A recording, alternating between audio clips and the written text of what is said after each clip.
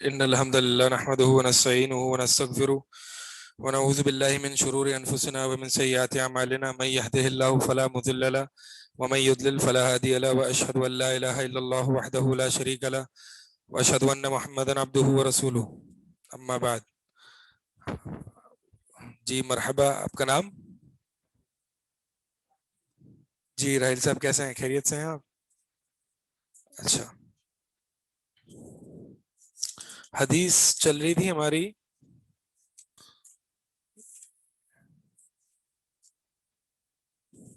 باب ہم پڑھ رہے تھے کہ جو توحید کا حق ادا کرتے، جو توحید کو اسٹیبلش کرتے، وہ جنت میں داخل ہوگا بغیر حساب کے.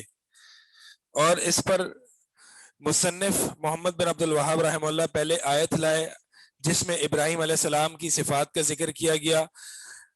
بتانے کا مقصد یہ تھا، یہ بتانے کا مقصد یہ تھا کہ ابراہیم علیہ السلام کی یہ جو 4 صفات اپنائے گا گویا اس نے توحید کا حق ادا کر دیا. اس کے بعد مصنف رحمہ اللہ جو ہے وہ حدیث یہاں پہ پیش کی ہے جس میں اس بات کو ثابت کیا گیا کہ جو شخص 3 صفات اپنائے گا وہ جنت میں بغیر حساب اور عذاب کے داخل ہوگا. گویا کہ وہ جو 3 صفات اپنانے والا جو شخص ہے اس کی توحید بالکل پرفیکٹ ہو رہی ہے، اسٹیبلش ہو گئی ہے، حق ادا ہو گیا ہے اور وہ جنت میں بغیر حساب اور کتاب کے داخل ہوگا. تو اس شخص کے بارے میں پڑھے تھے جس میں یہ 3 کوالٹیز پائی جاتی ہیں، 3 صفات پائی جاتی ہیں. اس میں سے ہم نے پہلی صفت کے بارے میں پڑھا تھا کہ وہ لوگ ہوتے ہیں جو کہ دم طلب نہیں کرتے. ٹھیک ہے، دم طلب نہیں کرتے.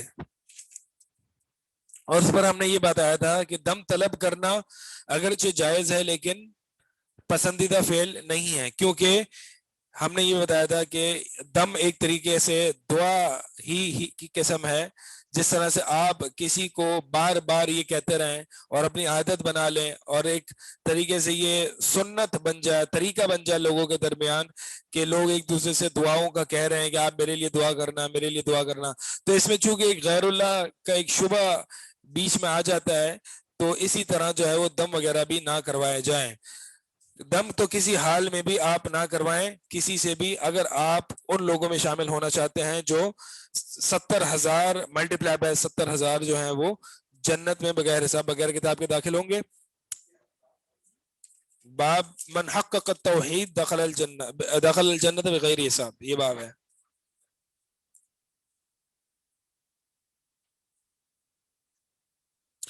سوال آیا ہے عمران صاحب کا کہ نبی صلی اللہ علیہ وسلم نے حسین اور حسن رضی اللہ تعالیٰ عنہما پر بھی دم کیا تھا، جیسے کہ اعوذکما بکلمات اللہ التامات من کل شیطان وہمہ ومن کل عین لامہ. یہ جو دعا ہے وہ حسن اور حسین پر پڑھی تھی. اگرچہ یہ بھی دم ہے لیکن یہ بہرحال دعا ہے، دم کم دعا زیادہ ہے. بہرحال اگر دم بھی کیا ہے تو میں نے یہ بھی بتایا تھا کہ اگر کوئی بغیر مطالبے کے دم کر دے تو اس میں آپ داخل نہیں ہوں گے. یہاں پہ جو مقصد ہے نبی صلی اللہ علیہ وسلم کے کہ وہ دم خود طلب نہیں کرتے کسی سے.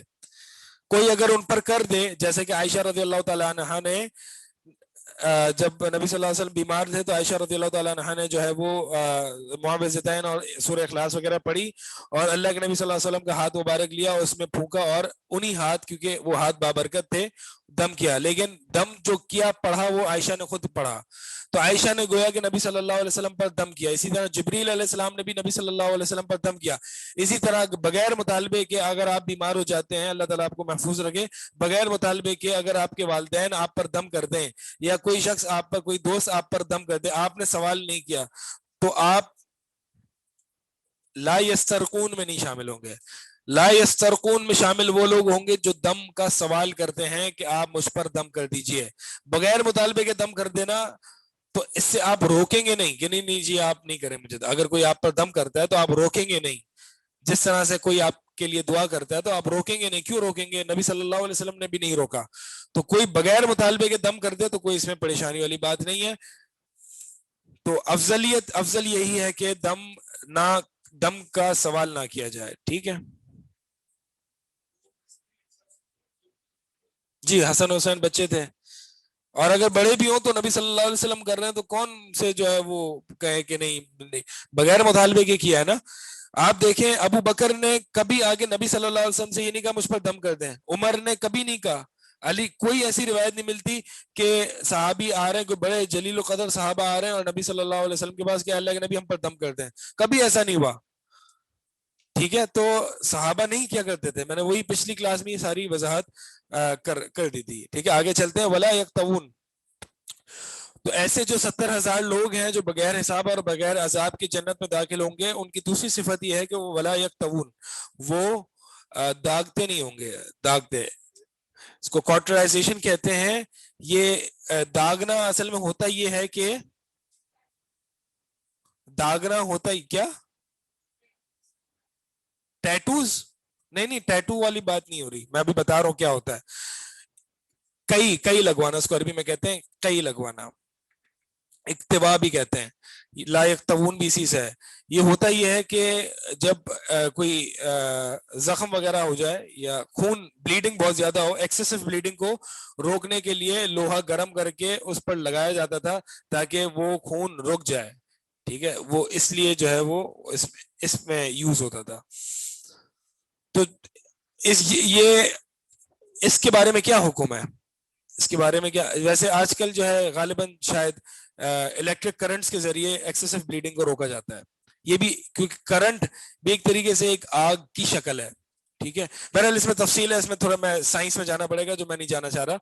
تو اس کو بالکل سادے اور سمپل الفاظ میں آپ یہ سمجھ لیں.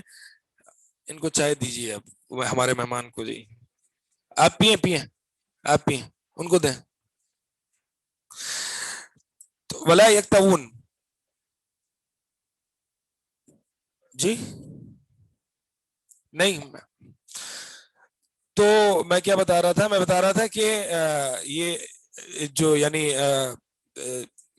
اس دور میں جو ہے وہ اس طریقے سے الیکٹرک کرنٹس کے ذریعے سے جو ہے وہ اس طرح کیا جاتا ہے. بہرحال بعض لوگوں نے اس کو جو الیکٹرک شاکس دیے جاتے ہیں ہارٹ بیٹ کو واپس لانے کے لیے, تو وہ بھی اسی اس میں شمار کیا ہے کیونکہ وہ بھی ایک کرنٹ ہے. تو بہرحال ابھی اس کا حکم کیا ہے وہ ہم دیکھتے ہیں کہ اکتوا یعنی اس طرح سے ایکسیسو بلیڈنگ کو روکنا یا اکتوا کے ذریعے علاج کرنا, اس کا کیا حکم ہے. دیکھیں ایک طرف ایسی احادیث بھی آتی ہیں کہ نبی صلی اللہ علیہ وسلم نے عبی بن کعب رضی اللہ تعالیٰ عنہ, وہ تکلیف میں تھے تو اللہ کے نبی صلی اللہ علیہ وسلم نے ان کو داغا. ٹھیک ہے, یا کسی شخص کو بھیجا, طبیب کو بھیجا اور انہوں نے داغا, یعنی نبی صلی اللہ علیہ وسلم نے خود یہ فعل کروایا. ٹھیک ہے, دوسری کچھ احادیث میں جو ہے وہ نبی صلی اللہ علیہ وسلم نے اس داغنے کے عمل سے منع بھی فرمایا ہے. اور کچھ احادیث میں یہ بھی ہے جیسے کہ ایسے لوگ وہ جو کہ 70,000 لوگوں میں شامل ہیں وہ داغتے نہیں ہوں گے. تو اب ان احادیث کو جمع کیسے کیا جائے, ابن القیم رحمہ اللہ فرماتے ہیں کہ یہ مکروہ ہے اگرچہ جائز ہے. یعنی اگر آپ کے پاس کوئی آلٹرنیٹ موجود نہیں ہے تو یہ علاج کرانا جائز ہے اس طرح کا.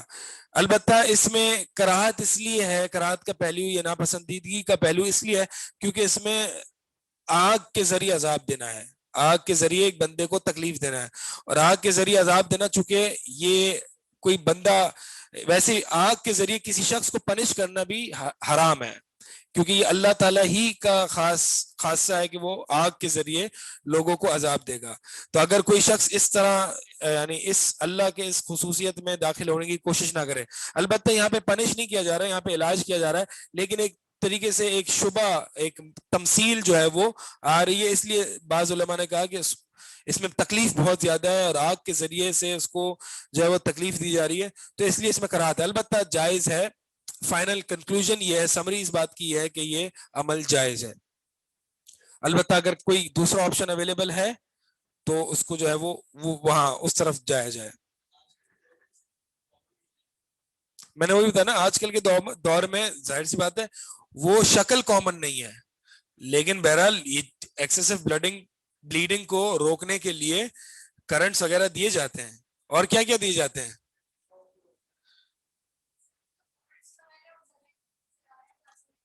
کس کو,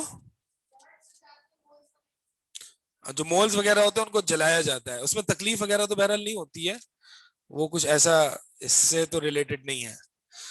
مولز وغیرہ جلانے میں تکلیف تو نہیں ہوتی.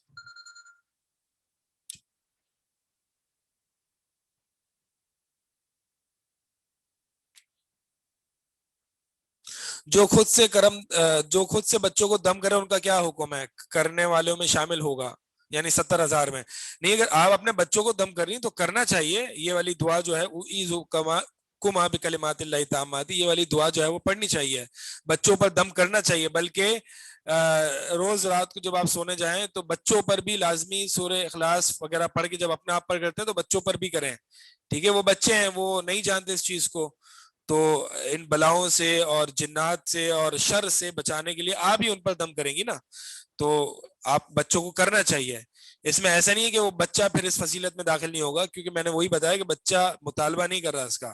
اگر وہ مطالبہ کر بھی لائے تو وہ غیر مکلف ہے، اس کو پتہ نہیں ہے. جب پتہ چل جائے تو پھر اس کے بعد وہ مطالبہ نہ کرے تو بہتر ہے.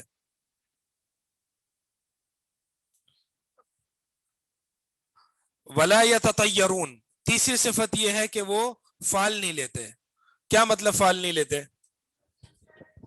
یہ ہم نے ایئر 1 میں پڑھا ہے، یہ پڑھا ہے ہم نے تطیر کا. چلیں کون بتائے گا فال کیا ہوتا ہے؟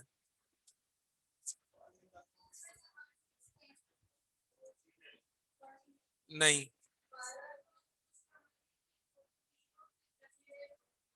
ہاں وہ ایک صورت تھی فال نکالنے کی. اس کی عام ڈیفینیشن کیسے کرو گے؟ مائک جو بھی بولے مائک لے، مائک اپنے ہاتھ میں لازمی رکھیں، عادت بنا لیں اس کو.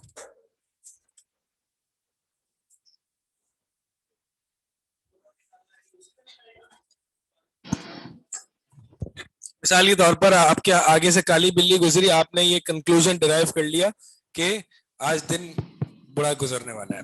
یا اگر الٹی آنکھ جھپک رہی ہے تو آپ نے یہ کنکلوژن ڈرائیو کر لیا کہ کچھ نہ کچھ برا ہوگا. یا پھر چپل الٹا پڑا ہوا ہے گھر کے باہر تو آپ نے یہ نتیجہ اخذ کر لیا کہ گھر میں لڑائی ہوگی یا ہوگی. ٹھیک ہے، یہ کیا فال لیا ہم نے؟ ایسے اسباب سے فال لیا جو کہ جس کو اللہ تعالیٰ نے کوئی سبب نہیں بنایا، اپنی مرضی سے اپنی مرضی سے آپ نے ایسے ہی جو ہے وہ اس طرح کے معاملات طے کر لیے. یہ ہوتا ہے فال لینا. عرب کیسے لیتے تھے؟ وہ جب بھی کسی کام کا ارادہ کرتے تو پرندے کو اڑاتے. پرندہ اگر دائیں جانب جاتا تو وہ اس سے نیک فال لیتے، یعنی میں یہ ڈیسائیڈ، یعنی یہ جو میں کام کرنے جا رہا ہوں یہ تو اچھا ہے، یعنی مجھے کرنا چاہیے کیونکہ پرندہ رائٹ سائڈ پہ گیا. اگر پرندہ لیفٹ سائڈ پہ جاتا تو وہ یہ سے بد فال لیتے، برا فال لیتے، برا گمان لیتے، برا کنکلوژن ڈرائیو کرتے.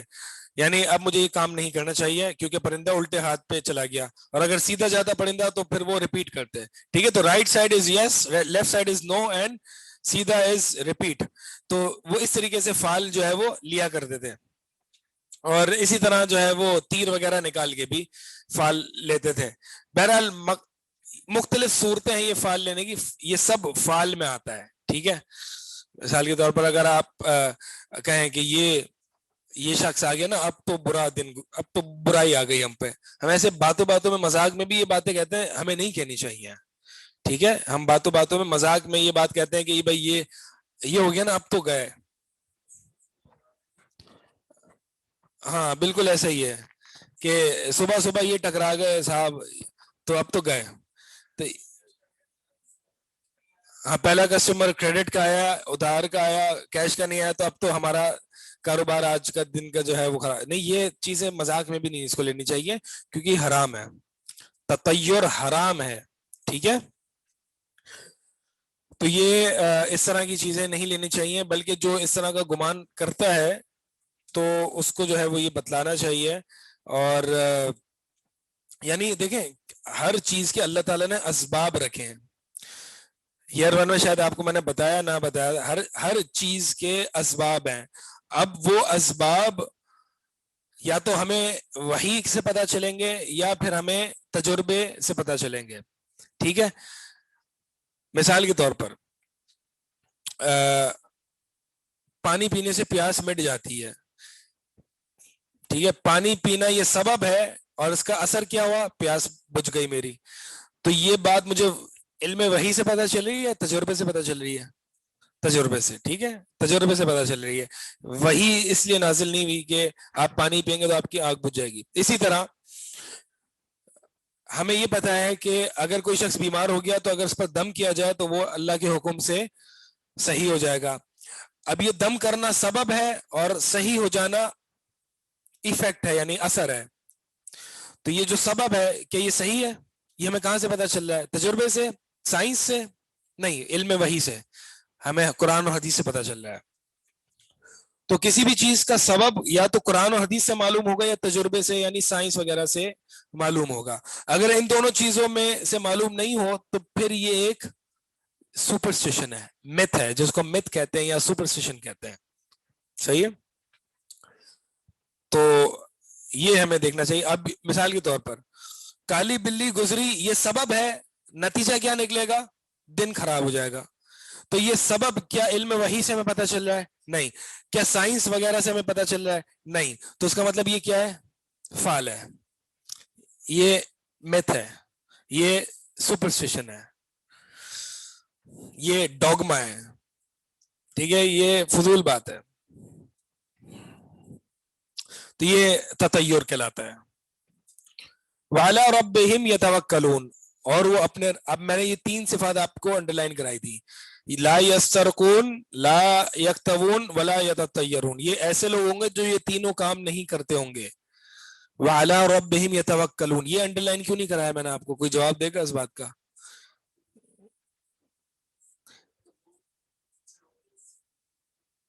یعنی میں نے، ہاں آپ بتائیں. نہیں ویسے اگر حدیث پڑھیں تو ہم تو یہ سمجھے نا کہ 4 چیزیں ہونی چاہیے. نہ وہ رقیہ طلب کرتے تھے، نہ وہ کئی لگواتے تھے، نہ وہ بدفالیاں نہ وہ فال لیتے تھے، اور خالص وہ اپنے رب پر توکل کرتے تھے. یہ تو 4 صفات آ رہی ہیں. میں نے آپ کو صرف کہا کہ 3 چیزیں انڈر لائن کیجیے. کیوں؟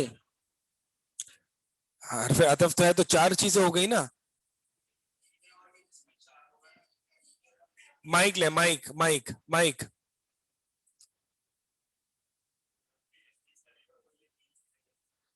بہترین. جی آپ کیا جواب دے رہی تھی؟ مطلب یہ 3 چیزیں نہیں کرنی ہے لیکن توکل تو کرنا ہے نا اللہ پہ. نہیں، مطلب یہ تو چاروں صفات، تینوں صفات پائی جائیں. انہوں نے جو جواب دیا یہی جواب ہے کہ یہ 3 چیزیں وہی کر سکتا ہے جس کا رب پر توکل کامل ہے. رب پر توکل کامل ہوگا، جس کی توحید کامل ہوگی تو توکل بھی کامل ہوگا. ٹھیک ہے؟ اور جس کا توکل کامل ہوگا تو پھر وہ ان تینوں چیزوں میں نہیں پڑتا. یعنی ان کو پتہ ہے کہ کوئی برائی آئے گی تو اللہ کی طرف سے آئے گی. یہ کالی بلی، چپل الٹے وغیرہ، یہ اس کا کوئی لینا دینا نہیں ہے.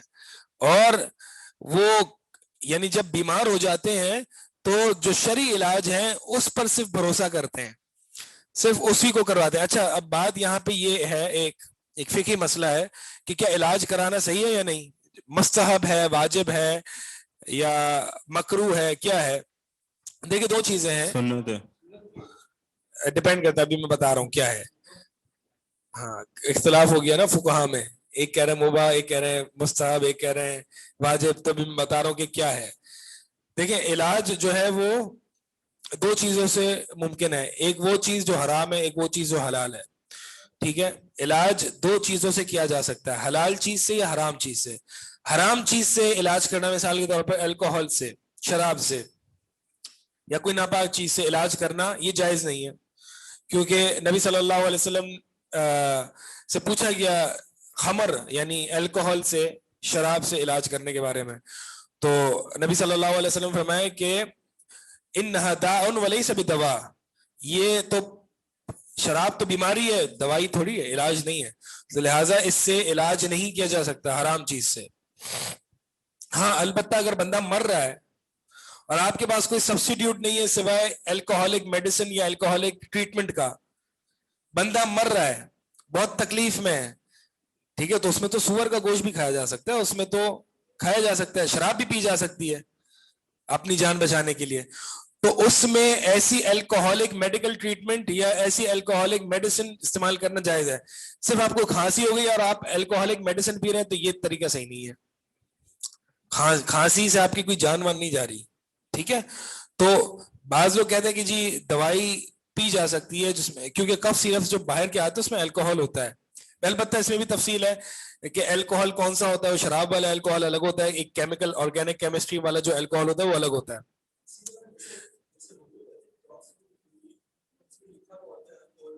ہاں تو وہ الکوہل ضروری نہیں ہے وہ والا دیکھیں ایک کیمسٹری میں ایک آرگینک اسٹرکچر، الکوہل ایک آرگینک اسٹرکچر کا نام ہے، ٹھیک ہے؟ تو ہر چیز کو جس کو کافر الکوہل کرے وہ شراب نہیں ہوتی، صحیح ہے؟ ایتھنول الکوہل جو ہوتا ہے وہ شراب ہوتی ہے، وہ خمر ہوتا ہے، اور دوسرے بھی ہوتے ہیں. بہرحال اس میں تھوڑا سا ڈیٹیل میں جانے کی ضرورت ہے. تو ابھی کے لیے میں صرف یہ بات آپ کے سامنے رکھ رہا ہوں کہ الکوہولک ٹریٹمنٹ جو ہوتے ہیں، جو کف سیرپس وغیرہ میں بھی پائے جاتے ہیں، اور اس میں یا مثال کے طور پر ایسی ملٹی وائٹامن کی جو ٹیبلٹس وغیرہ ہوتی ہیں جس میں کیا ہوتا ہے وہ جیلیٹن جی، اور ایک اور بھی ہوتا ہے. تو مجھے خیر بہرحال اس میں جو ہے وہ اینیمل فیٹ ہوتا ہے، اینیمل فیٹ موسٹلی جو ہے وہ پگ فیٹ ہوتا ہے، سور کا فیٹ ہوتا ہے، ٹھیک ہے؟ ویجیٹیبل فیٹ ہو تو پھر تو جائز ہے.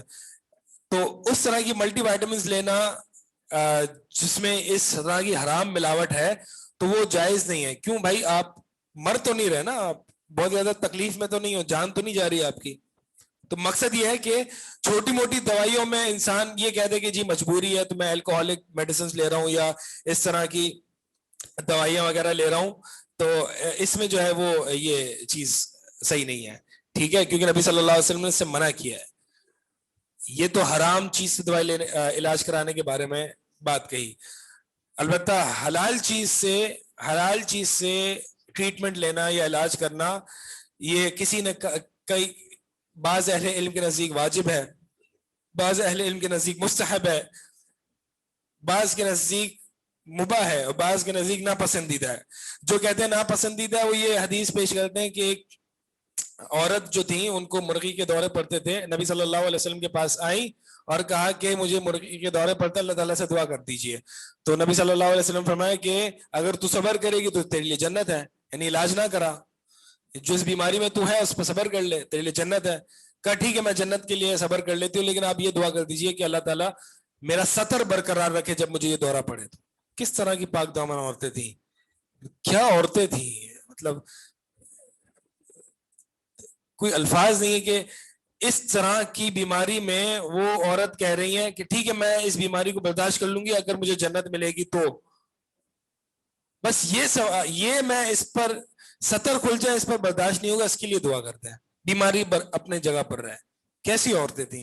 آج کل تو مطلب ایک عجیب ہی طوفان، مطلب یا تو آپ بالکل مسلمان ہو جاؤ یا پھر آپ نہ مانو نا، پھر آپ اسلام کو نہ مان لو.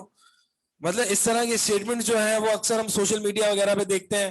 ایک پرائم منسٹر نے کیا بات کہہ دی کہ جی اس سے جو ہے وہ کم کپڑے اس طرح کے پہننے سے ایک جو ہے وہ اٹینشن سیک کی جاتی ہے اور اس طرح کے جرائم وغیرہ. یہ اللہ تعالیٰ نے خود کہا ہے قرآن میں کہ ان سے کہیں کہ جو ہے وہ پردہ کریں تاکہ ان کو پہچانا نہ جائے، فلا یؤذین، تاکہ ان کو ہراس نہ کیا جائے، ان کو تنگ نہ کیا جائے، ان کو تکلیف نہ دی جائے. اور یہ زیادہ، اور امہات المومنین کو فرمایا کہ پردہ کریں، یہ زیادہ یعنی پردے کے پیچھے سے سوال جواب جو بھی ہو وہ کریں، یہ ان کے دل اور جو صحابہ ہیں ان کے دل کے لیے زیادہ پاکیزہ ہے. تو اب یہ کلمہ بھی اسلام کا پڑھنا ہے، لیکن اس پر بھی یہ آیت نہیں ماننی ہے آپ نے، اور بحث کرنی ہے آپ نے کہ نہیں جی یہ تو مردوں کو آنکھیں نیچی رکھنی چاہیے اور یہ کرنا چاہیے، اور عورتیں چاہے جیسے بھی گھومیں. یہ تو اور بھی وجوہات ہو سکتی ہیں اس کی، یعنی ریپ کیسز اور جتنے بھی کرائمز وغیرہ ہوتے ہیں اور جو لڑکیوں کو ہراس کیا جاتا ہے، صرف اس کی وجہ یہ بتانا کہ جو ہے وہ کپڑے الٹے سیدھے پہنتی ہیں. تو یہ تو اللہ تعالیٰ نے بتائی ہے. یا تو پھر آپ ملحد ہو جاؤ، انکار کر دو اللہ اس کے رسول کا، وہ بھی نہیں کرنا. یعنی آپ نے ڈبل سٹینڈرڈز پالے ہوئے، سمجھ میں نہیں آتی. عجیب ہی قسم کی جو ہے وہ طوفان بدتمیزی ہے. یعنی اسلام کا کلمہ پڑھنا بھی اور اللہ اس کے رسول کی بات بھی نہیں ماننی. تو ڈبل سٹینڈرڈز کیوں ہیں؟ بہرحال یہ ہماری عورتیں تھیں، ٹھیک ہے، صحابیہ بڑی ہی. تو جن لوگوں نے یہ کہا کہ علاج نہ کروایا جائے اور بیماری پر صبر کیا جائے تو انہوں نے اس حدیث سے دلیل لی. اور جنہوں نے کہا کہ نہیں مستحب ہے علاج کرانا، وہ انہوں نے اس بات سے دلیل لی کہ نبی صلی اللہ علیہ وسلم کا اس پر ہمیشہ عمل رہا ہے. نبی صلی اللہ علیہ وسلم ہمیشہ علاج کیا کرتے تھے اور کروایا کرتے تھے. تو نبی صلی اللہ علیہ وسلم کا فعل ہے اس پر، تو لہٰذا مستحب ہے. بعض نے کہا نہیں مباح ہے. کوئی اس میں کوئی وہ نہیں ہے. اب اس اختلاف کو حل کرنے کے لیے شیخ الاسلام ابن تیمیہ رحمہ اللہ جاتے ہیں. جب بھی اختلاف ہو جاتا ہے اور شیخ الاسلام آتے ہیں اور ڈیسائیڈ کرتے ہیں تو واقعی دل کو اطمینان مل جاتا ہے کہ شیخ الاسلام ابن تیمیہ رحمہ اللہ آ گئے ہیں اور انہوں نے ان کو ایک اطمینان ہو جاتا ہے. واقعی اللہ تعالیٰ نے ان کو اتنی ذہانت دی ہے, بڑا علم سے نوازا ہے. تو وہ فرماتے ہیں کہ کوئی ایک ہی حکم نہیں لگایا جا سکتا اس پہ کہ علاج کرانا ہے کہ مستحب ہے, واجب ہے, فرض ہے, بلکہ ڈپینڈ کرتا ہے بندے کی سچویشن پر. اگر مثال کے طور پر بندے کی بہت ہی شدید بیماری ہے اور وہ مرنے کے قریب ہے تو پھر تو اس کو واجب ہے کرانا علاج, اس کو اپنی جان بچانا واجب ہے. البتہ اگر تھوڑی بہت بیماری ہے اور اس پر وہ صبر کر سکتا ہے تو مستحب ہے اس کو علاج نہ کرانا. ٹھیک ہے. اور اگر اس سے مطلب یہ یعنی یہ سچویشن بندے کی ڈپینڈ کرتی ہے کہ علاج کا حکم کیا ہے. سمجھ آ رہا ہے؟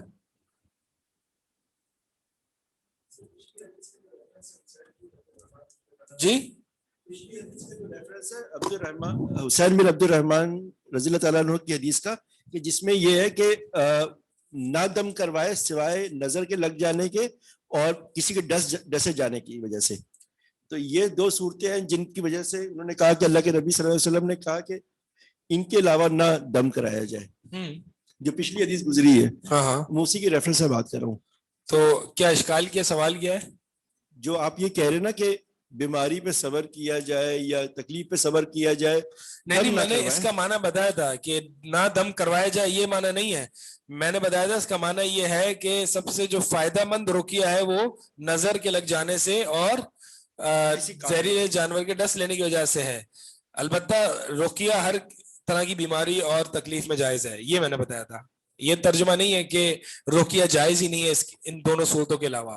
جو جیسے آپ بتا رہے تھے کہ جیسے آپ نے ایک عورت کا ریفرنس دیا کہ انہوں نے نبی کریم صلی اللہ علیہ وسلم کی خدمت میں حاضر ہو کے کہا کہ مجھے ایسے دورے پڑتے تو مجھے دم کیا جائے, تو جس کے لیے انہوں نے فرمایا کہ بہتر یہ ہے کہ نہ کرواؤ اور اس پہ صبر کریں. ہاں تو تھوڑا سا اشکال یہ ہے کہ کسی کیٹیگری کے لیے انہوں نے مطلب جیسے کہ پچھلی حدیث میں ریفرنس تھا کہ انہوں نے بھی نبی صلی اللہ علیہ وسلم کا ریفرنس دیا کہ نہ کروایا جائے رقیہ سوائے دم اسی پر نظر کے لگ جانے کی وجہ سے یا کسی سام کی یا جانور کے کاٹنے کی وجہ سے. تھوڑا سا اشکال یہ ہو رہا ہے کہ اس کیٹیگری کے لیے تو انہوں نے کہا کہ کر لو اور اس کیٹیگری کے لیے کہا کہ نہ کرو.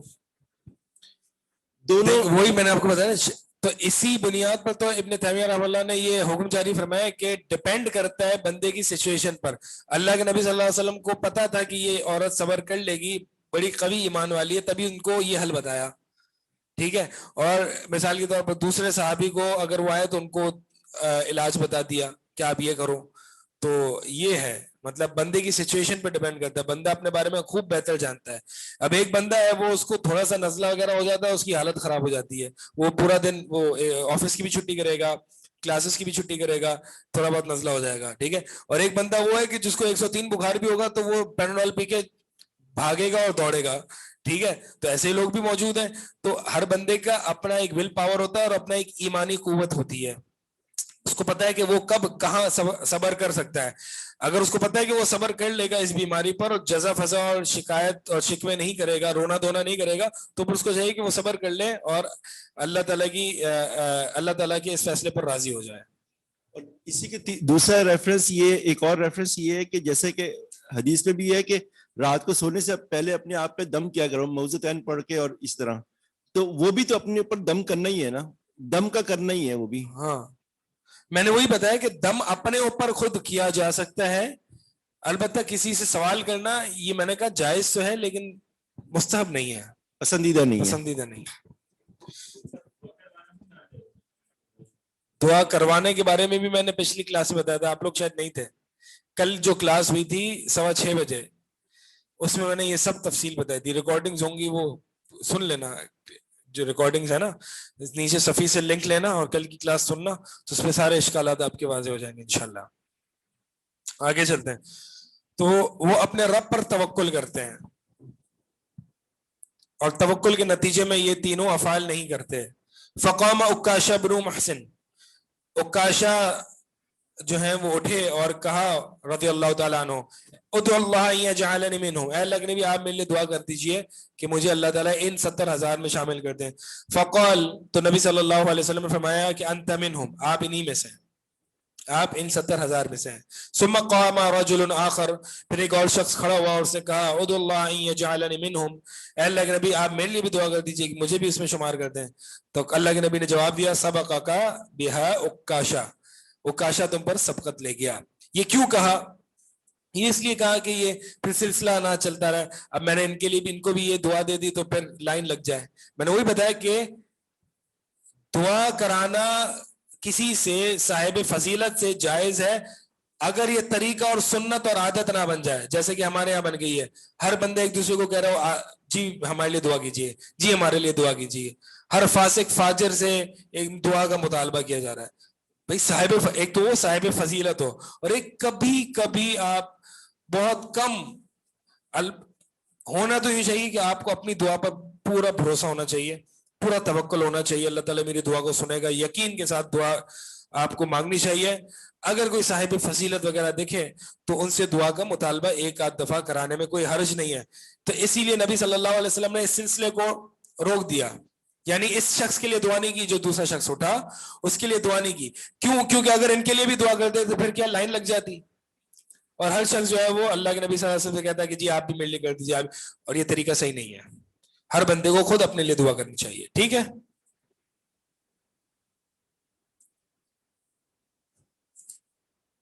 یہ باب ختم ہو گیا جی. کوئی سوال ہے؟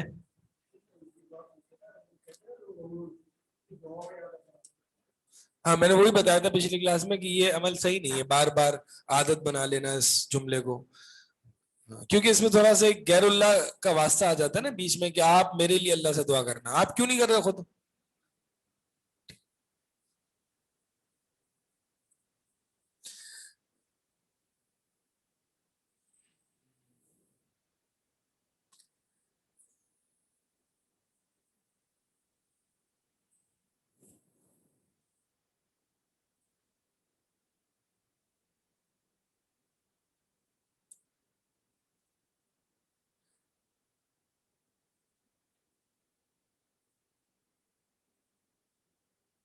عربک بک میں جو ڈیٹیلز ہیں یعنی مسائل وہ نہیں پڑھیں گے جی، وہ آپ خود پڑھیں گے. اور کچھ سمجھ نہیں آئے گا تو مجھ سے سوال کریں آپ.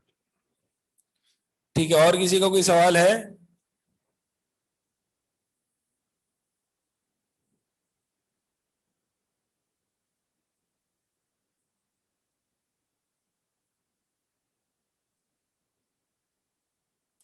جی روحان آپ سوال کیجیے، آپ کو کوشچن ہے. تھوڑا مختصر کیجیے گا، ہمیں دوسرا باب اسٹارٹ کرنا ہے.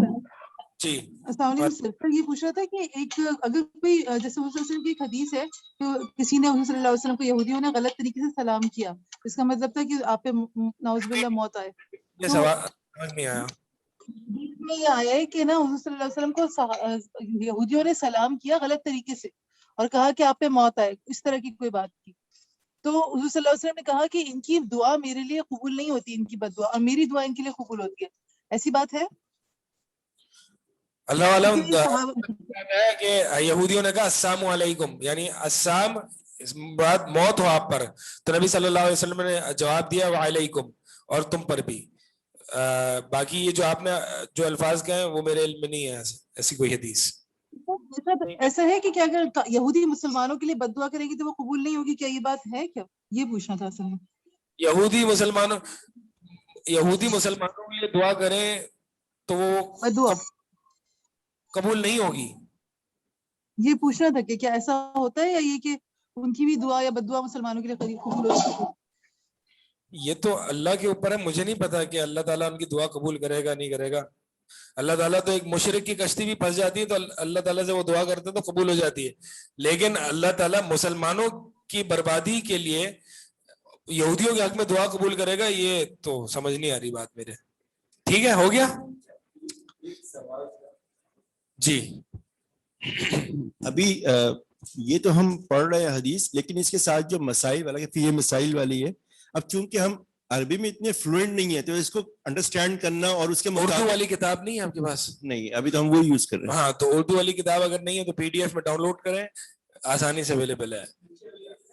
نیچے پتہ نہیں ہے نہیں، نیچے تو عربی متن والی ہے. کیونکہ اگر فیہی مسائل میں آپ کو پڑھاؤں گا, یہ اکثر اوقات ایسا ہوتا ہے کہ فیہی مسائل میں جو مسائل ثابت کیے جا رہے ہیں وہ میں کور کرا دیتا ہوں اپنے لیکچر میں ہی, ٹھیک ہے. میں وہی بات کروں اسپیسیفکلی پھر میں اس کا ترجمہ کروں, پھر اس پہ ڈیٹیلز میں جاؤں, تو وہ جو ہے وہ آپ کا یہ ہوم ورک ہے تو وہی صحیح ہے. آپ اس کو اردو بک ڈاؤن لوڈ کریں اور وہ گھر پہ پڑھ لیں. اگلا باب ہے باب الخوف من الشرک. اب توحید کی اتنی بڑی فضیلت آئی کہ توحید گناہوں کا کفارہ ہے, اور توحید اگر کامل ہو جائے تو وہ شخص جو ہے وہ بغیر حساب اور بغیر عذاب کے جنت میں داخل ہوتا ہے. تو کیا ہر شخص اب لا الہ الا اللہ پڑھ کے بے خوف ہو جائے, یا ڈرتا رہے کہ کہیں مجھ سے شرک نہ ہو جائے, کہیں مجھ سے شرک نہ ہو جائے؟ یہ توحید کی اتنی فضیلت ہے تو ظاہر سی بات ہے کہ یہ صرف لا الہ الا اللہ کہنے سے ایک دفعہ یہ جو ہے وہ پورے تقاضے اس کے پورے نہیں ہوتے, بلکہ شرک سے ڈرنا جو ہے وہ یہ مومن کا شعار ہے. وہ مومن جو گناہوں اور شرک اور نفاق سے نہیں ڈرتا تو اس کی ایمان میں کوئی مسئلہ ہے. تابعی فرماتے ہیں کہ میں 70 صحابہ سے ملا, وہ تمام کے تمام نفاق سے ڈرتے تھے. ہر کوئی یہ سمجھتا تھا کہ میں کوئی منافق ہوں, یعنی اپنے بارے میں اتنا ایک عاجزانہ رویہ رکھنا. اسی طرح شرک سے ڈرنا, یعنی یہ بات نہیں کہ کہیں میں مشرک نہ ہوں, نہیں. شرک سے ڈرنے کا مطلب یہ ہے کہ کہیں مجھ سے شرک نہ ہو جائے, کہیں میری موت شرک پہ نہ, آج تو میں توحید پہ ہوں, کہیں میری موت شرک پہ نہ ہو جائے, کہیں میرے منہ سے ایسا کلمہ نہ نکلا جو کہ شرکیہ ہو. تو اس بارے میں ہم پڑھیں گے کہ شرک سے ڈرنے کے بارے میں بھی کیا قرآن کی آیات اور احادیث وارد ہوئی ہیں. اللہ تعالیٰ کا فرمان وقول اللہ تعالی عز وجل ان اللہ لا یغفر ان یشرک بہ ویغفر ما دون ذلک لمن یشاء. بے شک اللہ تعالیٰ نہیں معاف کرے گا کہ اس کے ساتھ کسی کو بھی شریک کیا جائے. ویغفر ما دون ذلک لمن یشاء, اور اس کے علاوہ جس کو چاہے گا, یہ انڈر لائن کیجئے, کیونکہ جو توحید پرست ہوتا ہے وہ بالکل بے خوف ہو جاتا ہے کہ جی اب تو ہم موحد ہو گئے, اب اللہ تعالیٰ ہم بخشا ہے, ہم جنتی ہیں. تو یہ لمن یشاء جو ہے یہ بہت امپورٹنٹ ہے. اس کے علاوہ جس کو چاہے گا اللہ معاف کرے گا, لہذا آپ نے ڈرتے رہنا چاہیے. تو شرک وہ گناہ ہے کہ اگر جو شخص اس حالت میں مر گیا کہ وہ اللہ کے ساتھ غیر اللہ کو شریک کرتا تھا تو وہ کبھی بھی جنت میں داخل نہیں ہوگا, ہمیشہ ہمیشہ وہ جہنم میں رہے گا, ہمیشہ.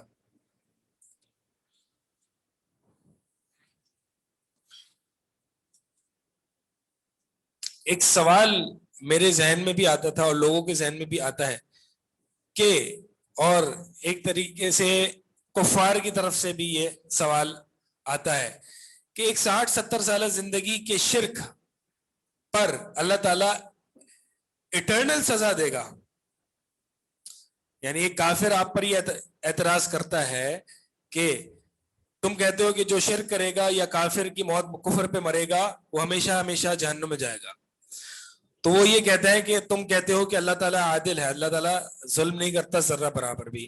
تو ایک 60-70 سالہ شرک پر اللہ تعالیٰ ہمیشہ کا عذاب دے گا, تو یہ عدل مجھے سمجھاؤ کہ یہ کیسا ہے؟ ایک کافر شبہ ڈالتا ہے, جی کون جواب دے گا اس کو؟ مائک لیں. جس کی زندگی جیسی ہوگی اس کا اختتام بھی ویسی ہی ہوگا.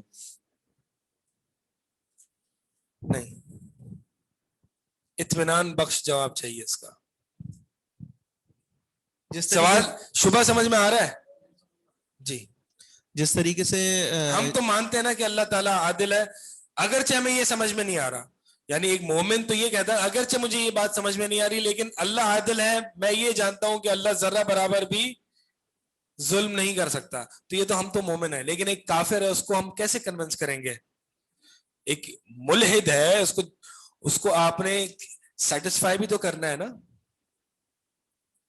سر آپ کا کوشچن یہ ہے کہ میرا کوشچن یہ ہے, میں دہرا دیتا ہوں, میرا کوشچن یہ ہے کہ ایک شخص, ایک کافر اعتراض کرتا ہے کہ جب تم یہ دعویٰ کرتے ہو کہ تمہارا اللہ عادل ہے اور اس کے فیصلے عدل پر مبنی ہے, تو مجھے یہ بتاؤ کہ ایک شخص جو کہ کفر کی موت مرتا ہے, جس نے 30-40 سال 60 سال شرک اور کفر کیا, اس کو تم کہہ رہے ہو کہ وہ ہمیشہ, یعنی اس کی سزا کیا ہے, 60-70 سال کے جرم پہ تم اس کو ہمیشہ کا عذاب دے رہے ہو, تو یہ عدل کیسے ہے؟ جی عمران محبوب آپ آنسر کریں, آپ کو انمیوٹ کر رہے ہیں, آپ کہاں ہیں؟ جی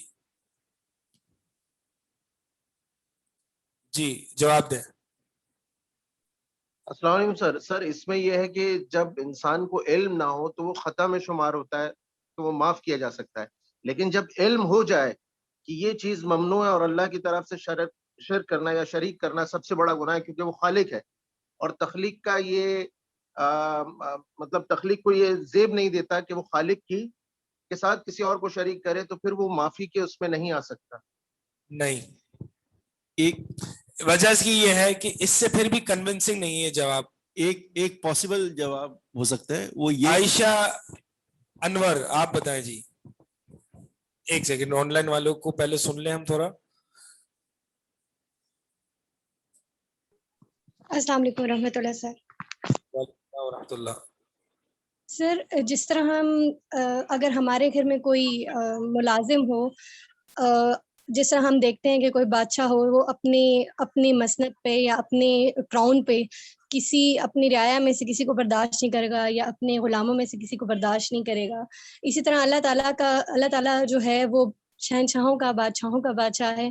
تو اللہ تعالیٰ کی جو ہستی ہے وہ اتنی کامل ہے, تو اللہ تعالیٰ نے اس لیے اس چیز کو اتنا زیادہ سویر اس کی پنشمنٹ رکھی کہ جس طرح ایک انسان ایک مالک ہو کہ اپنے غلام کی, اپنے ملازم کی کا شرک برداشت نہیں کرتا, یعنی اگر وہ ہمارے برابر بھی آ کر بیٹھ جائے اپنے مالک کے, تو اس کو کتنا انٹینس غصہ چڑھتا ہے, اور وہ مطلب اس چیز کو بہت برا فیل کرتا ہے کہ یہ میری برابری پہ آ گیا.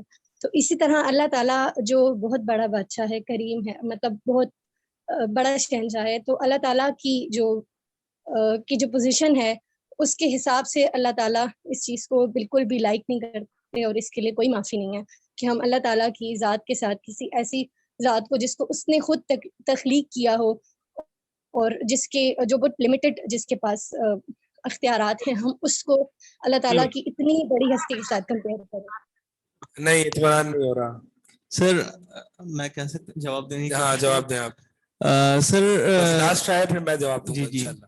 60-70 سال کے, یعنی جیسے کہ گناہوں کے اوپر اللہ سبحانہ تعالیٰ نے فرمایا کہ آپ کو ہمیشہ ہمیشہ کا عذاب ہے. سملرلی 60-70 سالوں کے جو آپ نے اعمال کیے ہیں جس طرح کے, اس کے اوپر اللہ سبحانہ تعالیٰ نے یہ بھی فرمایا کہ جنت میں آپ کو ہمیشہ ہمیشہ کی آپ کو بھی, تو اس طریقے سے عدل ہے. کیونکہ آپ تو ثواب میں ہے نا, تو اس کا مطلب یہ کیسے جائز ہو گیا کہ عذاب بھی آپ اتنا ہی دو. ایگزیکٹلی آپ کا بیٹا ایک دن آپ کی نافرمانی کرے, ٹھیک ہے, آپ کہتے ہیں کہ اگر آپ فرمانبرداری کرو گے تو میں آپ کو پورا محل دے دوں گا, اور اگر آپ نے نافرمانی کی تو میں آپ کو جو ہے وہ 1 مہینے تک سزا دوں گا. تو 1 دن کی نافرمانی سے 1 مہینے تک کی سزا جو ہے وہ اس سے جواز نہیں ملتا. اچھا جی, اب ٹائم ختم ہو رہا ہے تو میں اس کا جواب دے دیتا ہوں. دیکھیں, ایک بات تو یہ ہے کہ یہ تو ہمارے 2 اس کے جواب میں آپ کو دوں گا. ایک بات تو یہ ہے کہ یہ تو ہمارے قوانین میں بھی پایا جاتا ہے کہ جرم جتنا بڑا ہوتا ہے سزا اتنی ہی بڑی ہوتی ہے. ایک لمحے کے جرم میں 10 to 15 to life time imprisonment ہوتی ہے, ہوتی ہی نہیں ہوتی ایک لمحے کے جرم میں.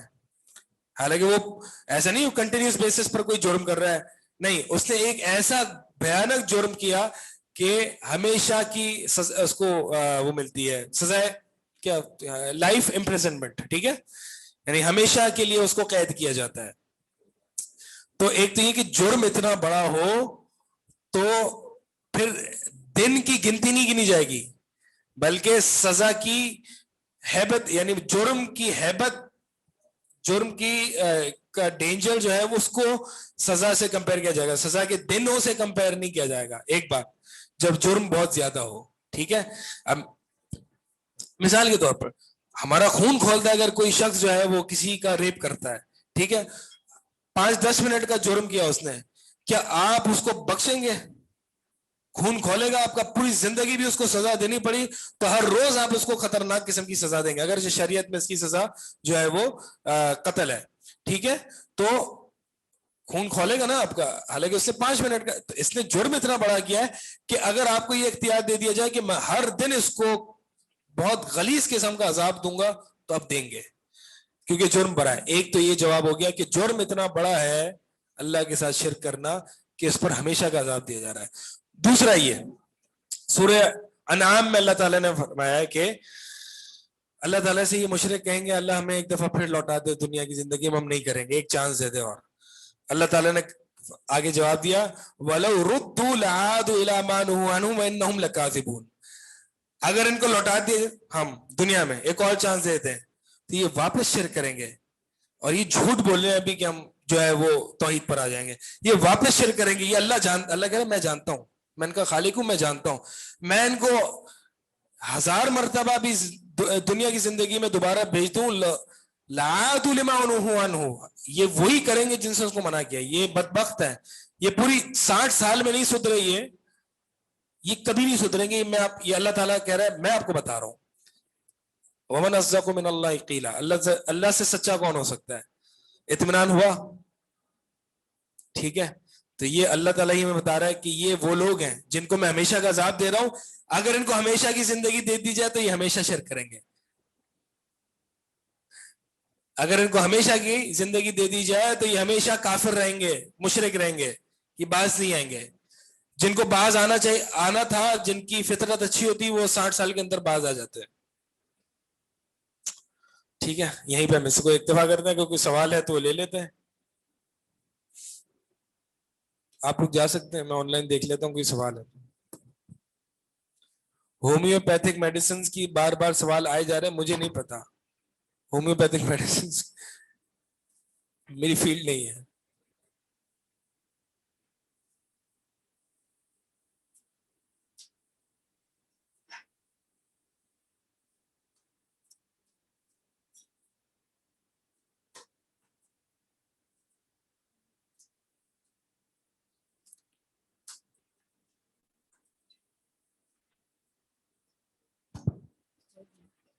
سر ایک سوال آیا تھا یہاں پہ کہ پمپلز کے لیے علاج کرانا, کس کے لیے پمپلز جو آ جاتے ہیں تو ان کے لیے علاج کرانا کیسا؟